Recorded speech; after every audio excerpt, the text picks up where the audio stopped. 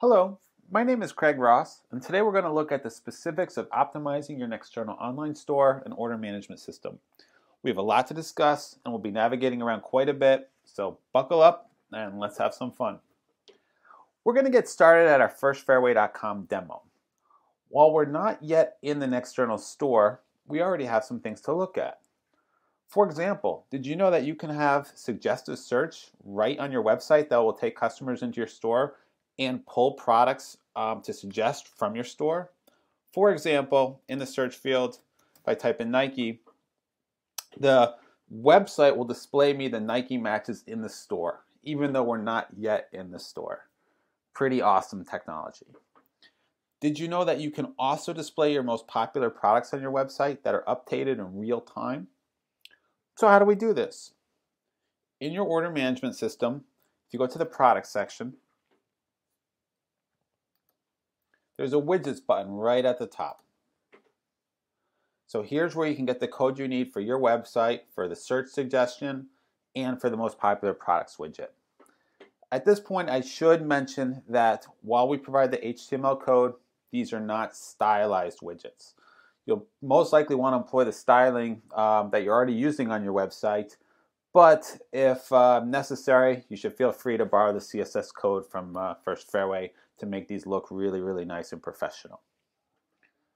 Going back to the website, let's get into the store. And let's talk about speed for a second.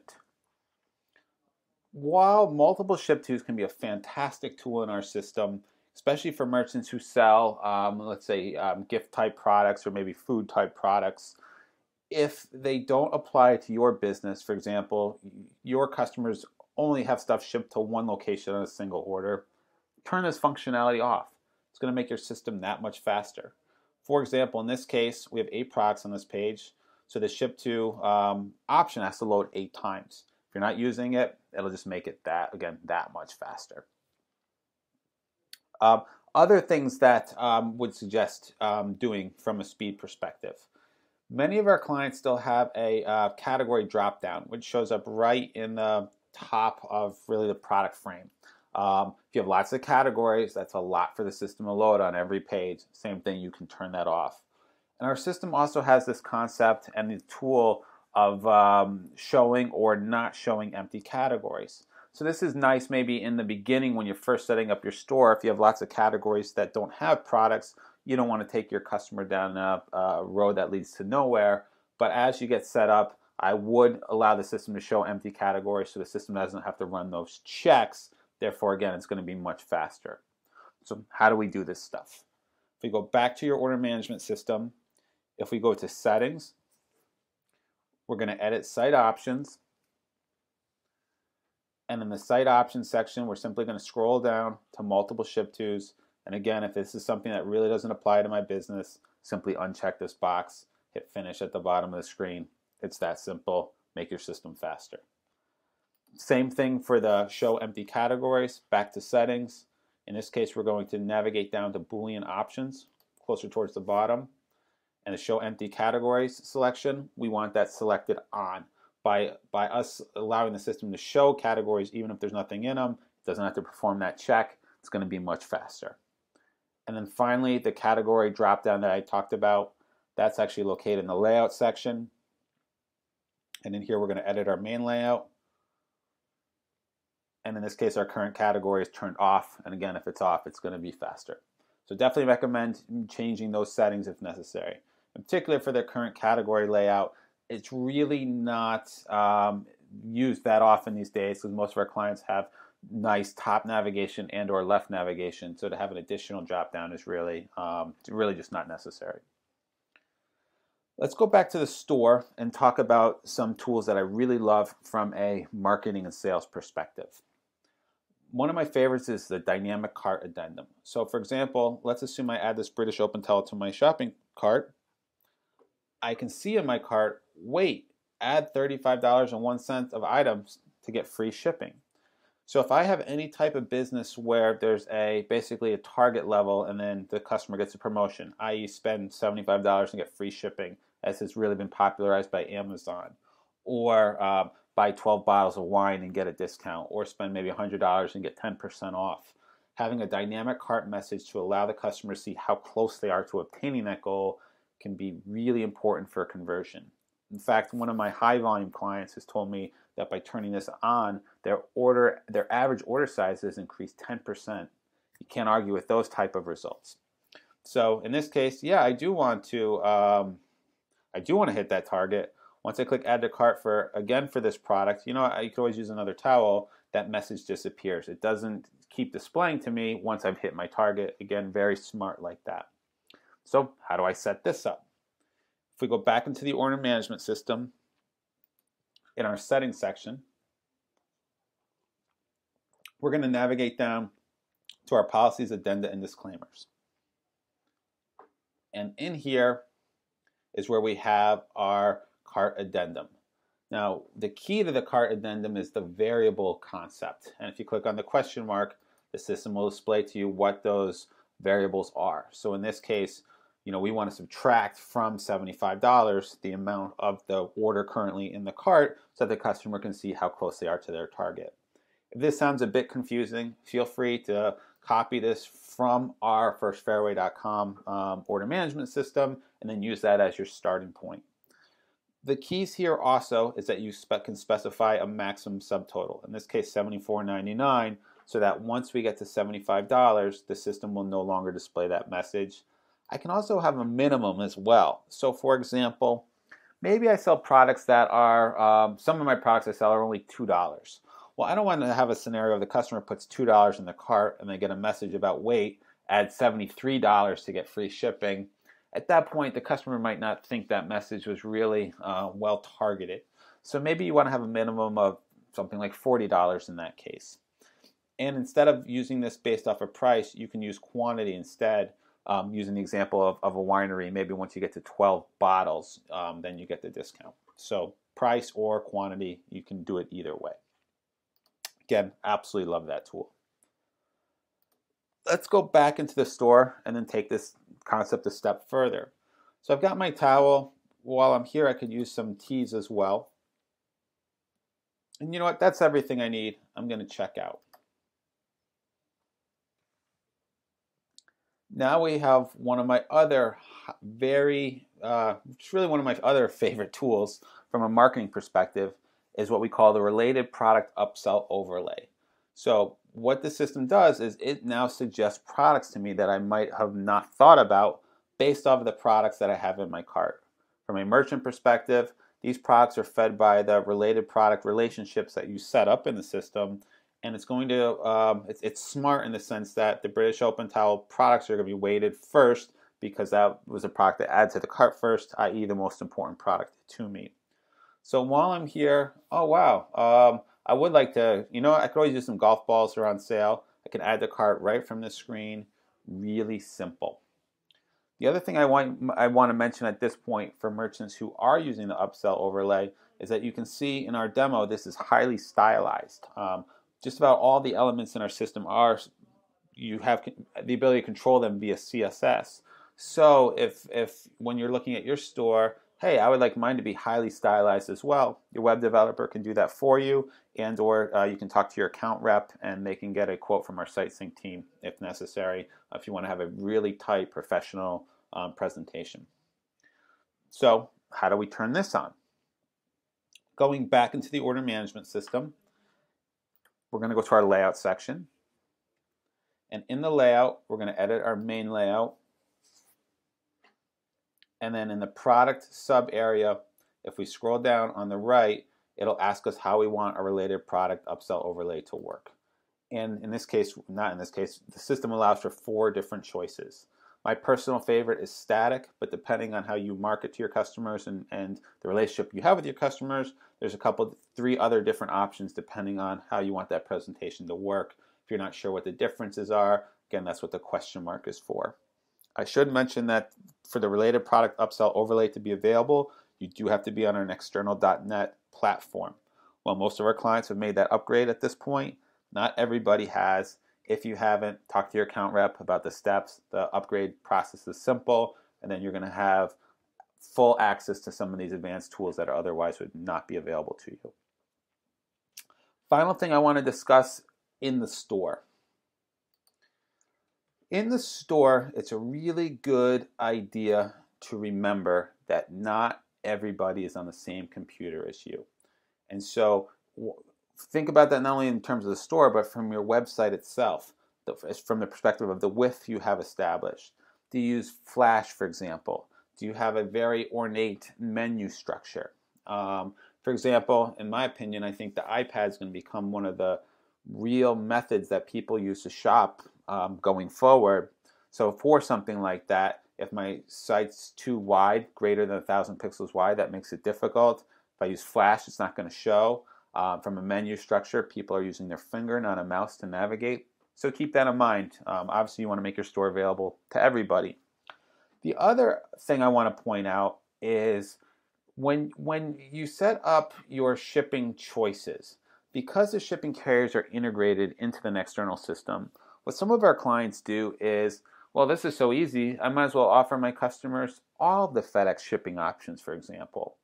While that might be good in theory and easy for you, the merchant, it almost becomes overwhelming for the customer when they're going through the checkout process, and you could even introduce paralysis of choice, where I'm not sure what the difference is between next day air and next day air AM. I always advise limit your amount of shipping options to 3 or maybe 4. Makes it simpler for your customer, and it obviously makes it easier for you also when it comes to a fulfillment perspective. If it's easy, you're going to have greater conversion. So now that we've looked at the shopping experience in the store, we're really going to focus our attention on the order management system. First thing I want to revisit is that topic of speed. In the order management system, I highly suggest that you archive past orders. And this is really simple to do. In the order section, there's an archive button. And then you can choose to schedule your orders to archive for X amount of time. So for example, I want to schedule archives for orders older than 6 months old. So once I hit the execute button, from this point forward, everything that's older than 6 months old is going to be archived. Still amazes me how many of our clients don't do this. Archiving orders is just going to make your system faster if it doesn't have to load up, let's say, orders from 5 years ago every time you go into the orders section. Now, I like 6 months as really a starting point for archiving orders. So depending on your sales volume, maybe 3 months makes sense, maybe a year makes sense, but definitely suggest archiving orders. It's important to know that you can always unarchive orders if necessary. So if something comes up where, wow, I now do need to find that order from 5 years ago, that's not a problem. You can always unarchive and find what you need. Related to that topic is, from a speed perspective, is your page size and list page sizes. So you control that in settings under site options. So this allows me to specify my list page size and my detail page size. I like the default, which is 15. You can go a bit higher if necessary, but I'm really not a big fan of doing something like 200. That just makes the system have to load a lot of information on every page. So you might be thinking, well, what is my list page size and detail page size? What does that even mean? So for example, if I go to products, this is my list page. And so in this case, we have 15 products. And again, maybe 20 or 30 products here will be fine. 200 products, it's a lot to load, and it's a bit overwhelming to look at visually anyway. If I then click on a product name, this brings me to my detail page. And so in this case, where we have our orders at the bottom, it's going to show me 15 at a time. So that's my detail page size. Again, having 200 here would be a lot for the system to load.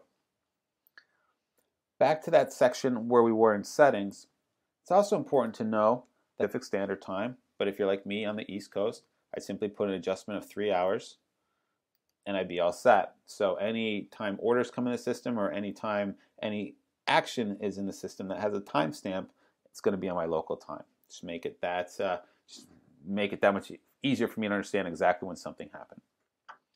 The other thing that I think is really important is customer cleanup. So in the customer section, if I click on cleanup, I can easily merge customer records. In this case, I want to do it by first and last name. When you're selling online, it's natural that you're going to get duplicate customer records. If you don't require customers put in passwords, when they come back in the future, they're highly likely to create a new profile. Even if you do require passwords, sometimes people forget what they are, and therefore instead of going through the process of figuring it out, they'll also just create a new customer profile. It's bound to happen. One could argue it's a good problem to have because you're not throwing up a barrier to a customer being able to place an order. Having said that, it does make sense to merge them, and you really want to do this once a month. There's a lot to be said for having a clean customer database. It's really simple. So I simply click that I want to merge, and what's great is I can preview this merge, so the system will show me my duplicate customer records. So in looking at this, well, you know what? John Smith's a pretty common name, and one's in Connecticut, one's in California. They've got different email addresses. In this case, they're probably not the same person. So in this case, I can uncheck that grouping before I execute. So the system allows me to, in a sense, check my work and make sure I'm not going to have a problem. And I really think it's a good idea to do this once a month because this process is very manageable. If I wait till longer intervals, it's potentially possible that I could have screens of customer records, and to have to go through each of those is going to take a lot longer than if I just stay on top of it. So highly, highly recommend. So now let's talk about search. I believe that many Nexternal users are not aware that they can execute a search and then run reports and/or exports based off of that search result. This is super powerful because it allows them to cleanly and easily see just the data that they want. So for example, in the product section, maybe I need to do an inventory report just on my golf accessories. Everything else is not my responsibility. We have other divisions that handle that. In this case, I click on the advanced search link, and in my category, I'm going to select golf accessories. Once I hit search, the system shows me just my accessories, and now I can run reports and exports based just off of this data. So for example, in the report section, I need my inventory report, and the key is for the report basis that I'm limiting the report simply to my search. So once I create my search, and once I create my report based off of my search, here it is, my inventory information simply for my golf accessories. Nothing else is here. Clean and simple. And as mentioned, this can apply to exports as well. So within the product section, if I click on export traffic tools, maybe I need to pull all this information out into Excel. So I'm going to do a product Excel file type. Again, choose the results of my current search for my export criteria. And then my export file will be clean and be just the data that I need. Now, after a merchant runs a search, sometimes they'll call us in a panic because from what they see on the screen, it appears that most of their products have disappeared. No need to worry. Simply undo the search in the upper right-hand corner, and then you'll see everything that's actually there. This is also common when you create a duplicate of a product by clicking on the green icon. Once you create a duplicate, the system's in a sense running a search for you at that time so that your duplicate is shown front and center to you. You don't have to then go and search for it. So after you've done what you need to from that product perspective, undo your search and you'll once again see everything. While we're on the topic of search, did you know that you can run a negative search in the system? This is also super powerful. So for example, going back to our search, maybe I need to find all the products in my store that are not Nike. In this case, my primary category, I'll choose Nike in the selection, but the key is at the bottom. For search execution, it's going to be a negative search. Once I run that search, the system shows me all my non-Nike products. Super clean, super simple. And while tangentially related to this process and really this topic, the other thing I want to talk about is the vendor section. This is something that really everybody should use. The vendor section is fantastic because you can easily see your product sales, and it's really great when it comes time to reorder. So even if you're the only vendor for your products, still recommend this section. In vendors, I click on report. In this case, let's see what we've done for the past month. And it's going to show my product sales grouped by vendor. Again, when it comes time to reorder, I can easily see what I've sold, and therefore that's going to give me good information to make the decision on what I need to reorder. So really, really like the vendor section. Next section I want to talk about is affiliates. Did you know that you can use the affiliate system to track marketing initiatives even if you don't have affiliates? For example, maybe you want to ask your customers, how did you hear about us? Well, the how did you hear about us selections in this case are going to be affiliate choices. So maybe you'll have one search engine, or maybe even specifically search engine, you can break it down and then say Google and Bing, etc. Print magazines, radio ad, friend told me, etc. Those can all be affiliates. And then in the preferences section, for the select affiliate, you can make it optional when customers are creating their profile to provide that info, or you can make it required if necessary. So this is a fantastic tool for you to see how customers are finding you simply by asking a question. So it's another section that I really, really like. Let's kind of take this a step further and now talk specifically about our customers. In the customer section, did you know that you can log your customer activities and interactions right in the system? So for example, maybe Adam Roberts called in and he requests a catalog. So in here, in my activity section, I can simply provide that activity. He asked that I send a catalog.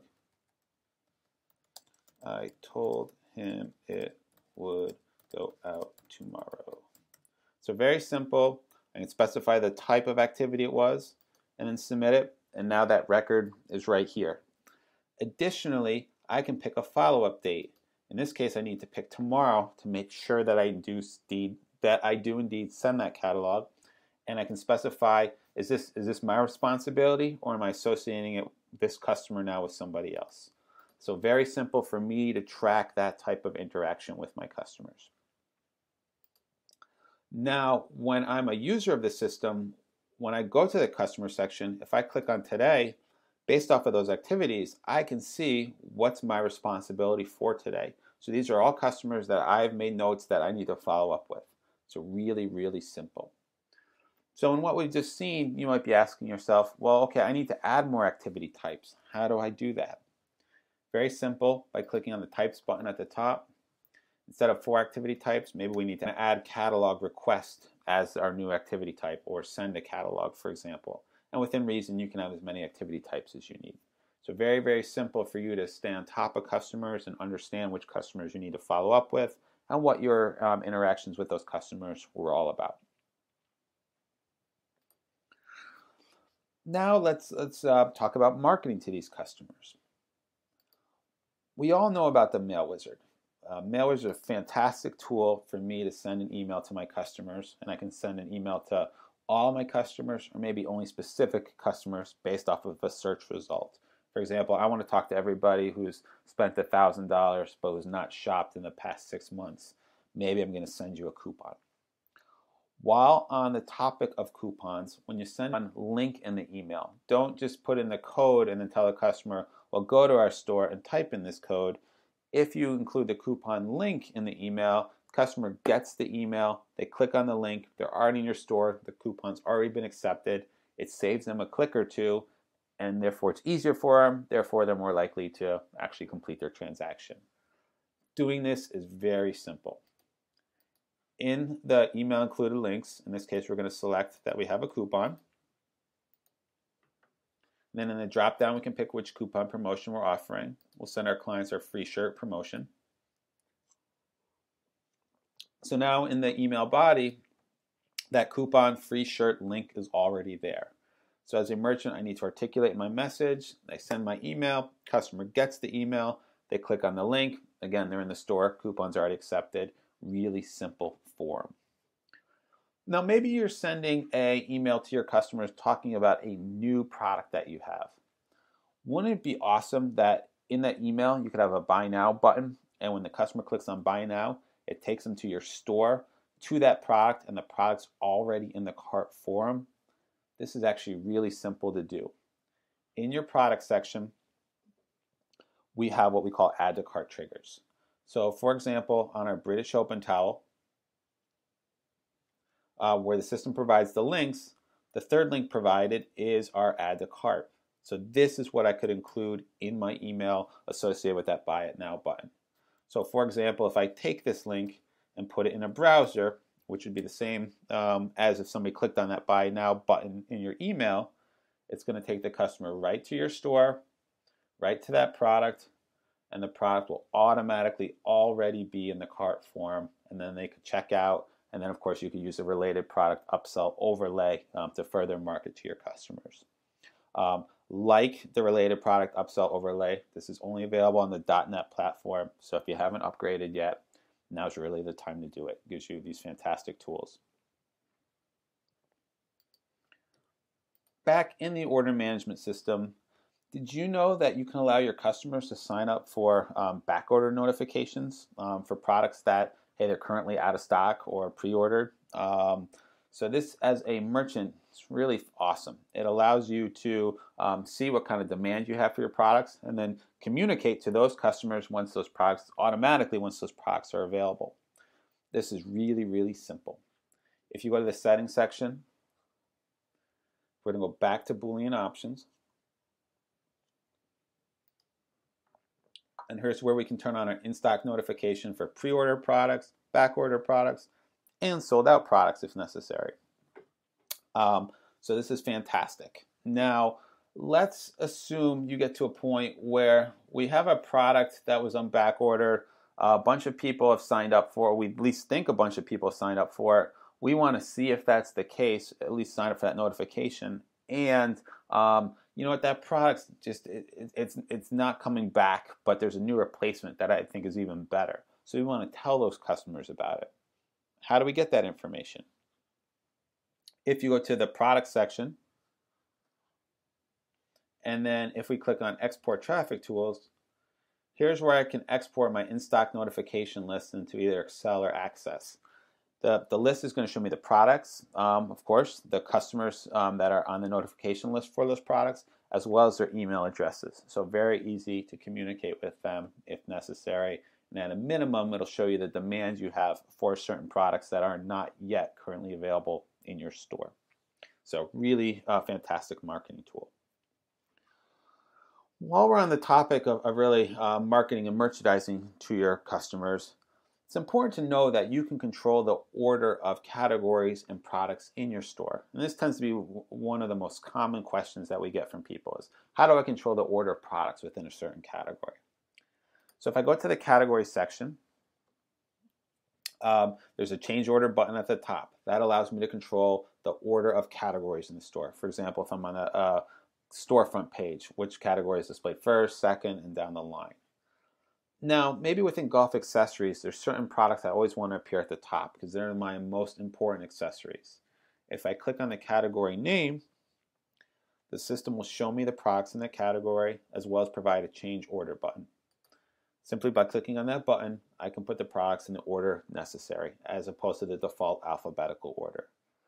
Now, one tip that I really like is that instead of putting your products in number order 1, 2, 3, 4, 5, and down the line, I always suggest 10, 20, 30, 40, something like that.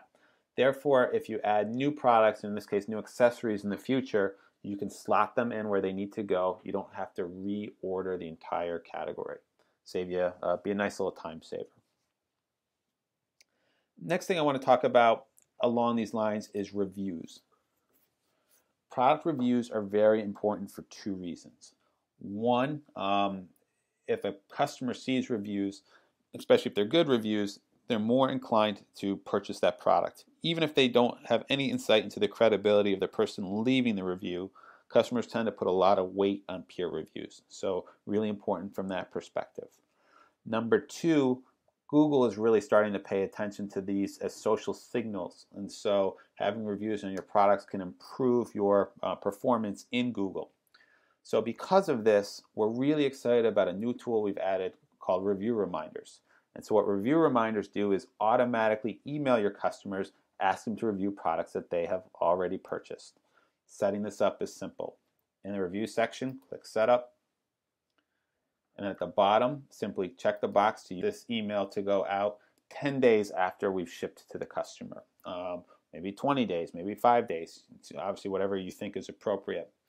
You can enforce the mailing list option as well. So if you have a scenario of customers saying, I don't want to receive notifications from you, well, that'll be enforced in these review reminders as well. It's also important to note that this time delay here is on the store level, but on individual product levels, you have overrides. So for example, maybe you sell products that are typically consumed quickly. Having a time delay of 10 days makes sense, but then we also sell some maybe some other products that by the time the customer really gets to it and consumes it, it's going to be maybe more like 60 days. So I can change the time delay for those specific products. Again, Google's really paying attention to this stuff. This is now automated. Highly, highly recommended that you turn this on.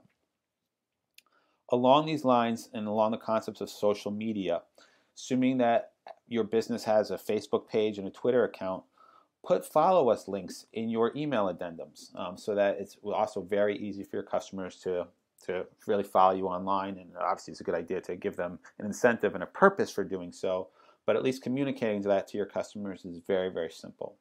If you go to the settings section, and if we scroll down to policies, addenda, and disclaimers towards the bottom,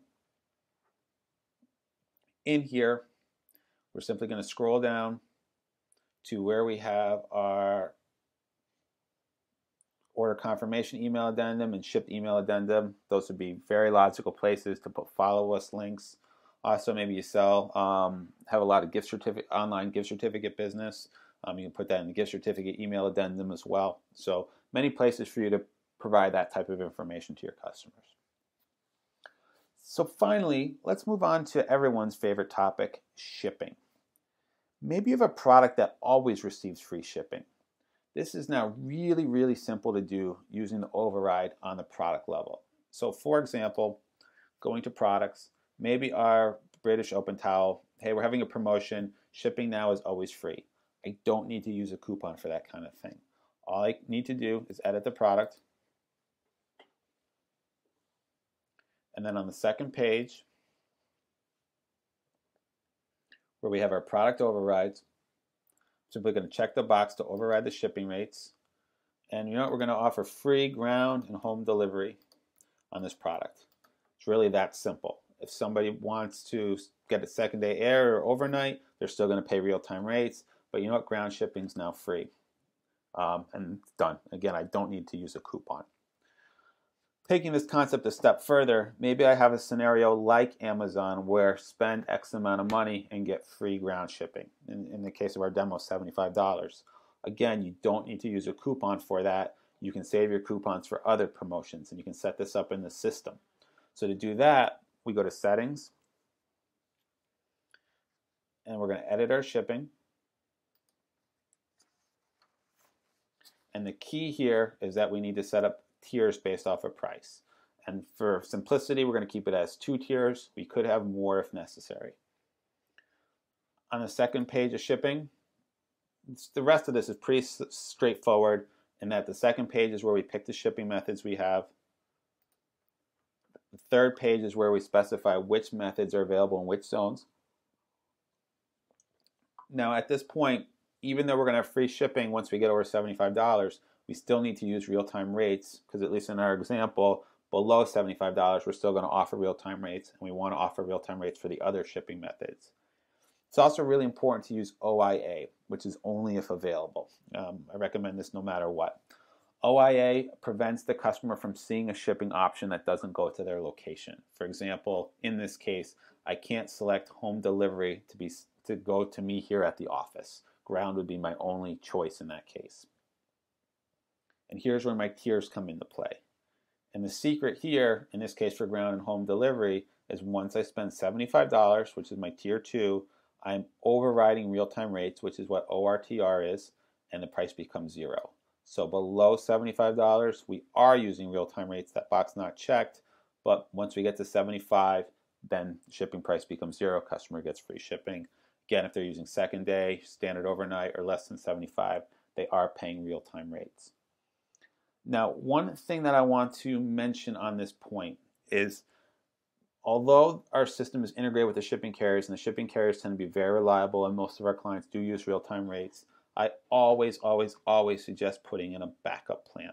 So in this case, below $75, if the real-time rates are not available for whatever reason, our system's simply going to quote $5 for shipping costs for the customer. Some of our clients don't, for whatever reason, put in backup plans, and then if there is a problem, their customers get free shipping. That might be really nice for the customer, but as a merchant, you might not want to be offering that. On the other side of the coin is sometimes merchants make themselves crazy trying to figure out what their backup plans should be. You know, that the odds of you needing a backup plan are very slim, but it does exist. So at least put something in there. In this case, you know, I am comfortable with getting $5. $5 is better than $0. I don't want to put $20 in there because that's going to scare the customer away. They're not going to purchase in that case. So at least put something in there that's not going to scare off the customer. Doesn't have to be super sophisticated, but just something as a protection mechanism. Highly suggested. Now, one final tip I want to talk about from a shipping perspective is maybe, okay, now that we're done with shipping, I need to go in and change that last screen. Instead of shipping being free at $75, we're going to make it $60 now. We're having a promotion this week. Instead of going through all the pages in shipping, and sometimes those can get quite extensive if you've broken out, for example, different shipping countries and you have many different ship from locations, there's a nice little shortcut. In the settings section, if I scroll down to sales tax, I can edit the sales tax, and then at the bottom of the screen I can hit previous, and that will back me into the last page of my shipping tool. So nice little shortcut.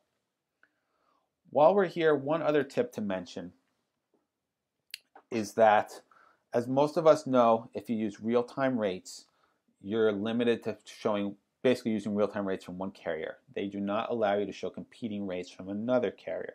But that doesn't mean we don't have a couple little tricks up our sleeves if necessary. For example, in Zone 1, maybe I want a scenario where I use the Postal Service for orders less than 10 pounds because it's cheaper, but over 10 pounds, maybe I'm better off using FedEx because of better delivery rates or whatever the case might be. You can do something like that very simply. Once I would turn on my UPS methods, the key is that I would set my max weight for those to be 10 pounds. And then my FedEx min weight would be 10.1 pounds. Therefore, there'll never be a conflict. Below 10 pounds, the customer only sees USPS. Above, they only see FedEx.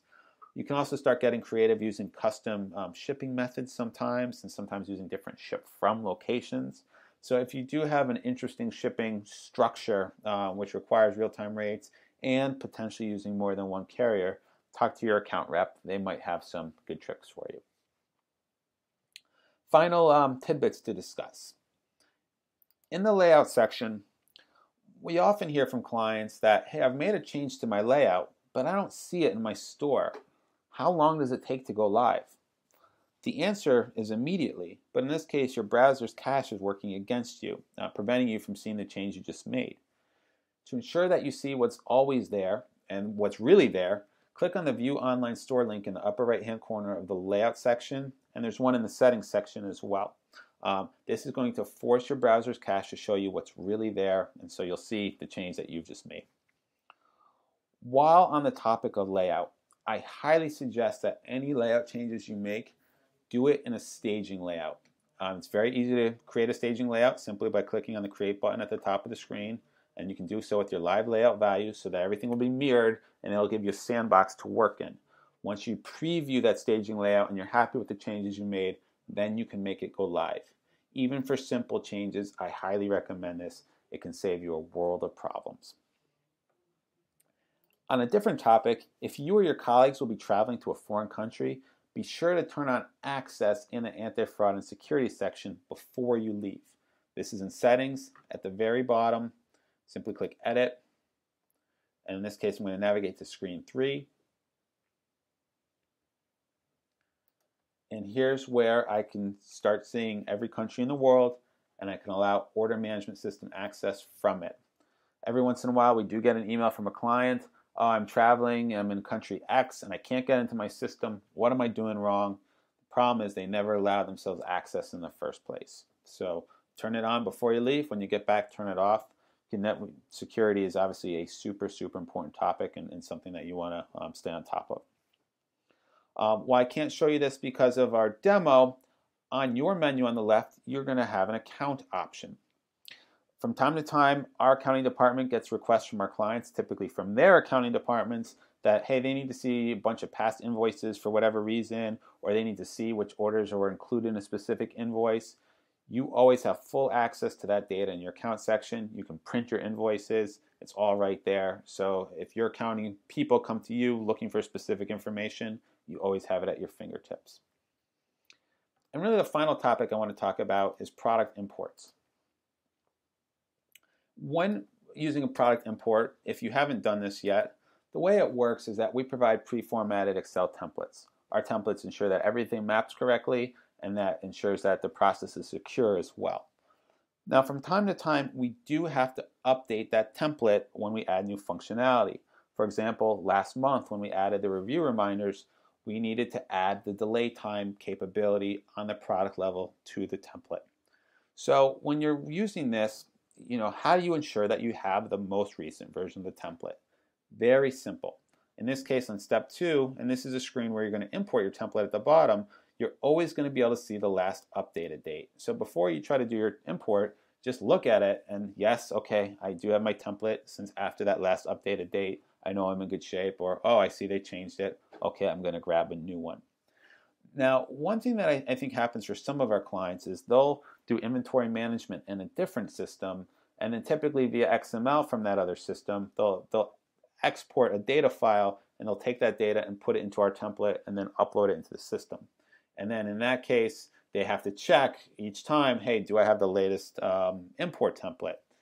If your business runs like that, you really want to consider from your system, especially if you're pulling product data out via XML, to integrate that into your external system using our XML toolset so that the data can flow between the systems without any sort of manual intervention and without having to import templates.